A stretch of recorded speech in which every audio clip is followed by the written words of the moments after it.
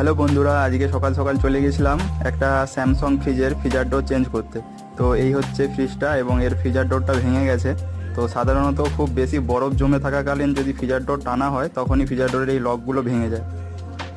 তো এটা হচ্ছে নতুন ফ্রিজার ডোর, যেটা লাগানো খুবই সহজ পদ্ধতি। ফার্স্টে উপরের লকটা ঢুকিয়ে দেবেন এবং তারপর নিচের লকটাকে হাতের প্রেসার দিয়ে বুড়ো আঙুল দিয়ে চেপে লাগিয়ে দেবেন। খুব সহজেই লেগে যাবে এইভাবে।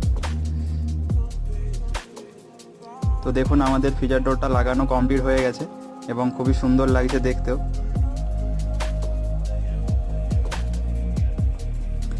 ফ্রিজার ডোর লাগানোর পরে এই ওয়াশিং মেশিনটা দেখতে চলে গিয়েছিলাম। তো এই ওয়াশিং মেশিনটার ওয়াশ হচ্ছে বাট বাজার বাজছে না। মেশিনে ওয়াশ কমপ্লিট হয়ে যাওয়ার পরে যে বাজার ইন্ডিকেটারটা বাজে সেটা হচ্ছে না, তাই সেটা খুলে দেখলাম যে বাজারটাই খারাপ আছে। বন্ধুরা, আমাদের ভিডিওগুলি ভালো লাগলে অবশ্যই লাইক শেয়ার কমেন্ট করতে ভুলবেন না কিন্তু।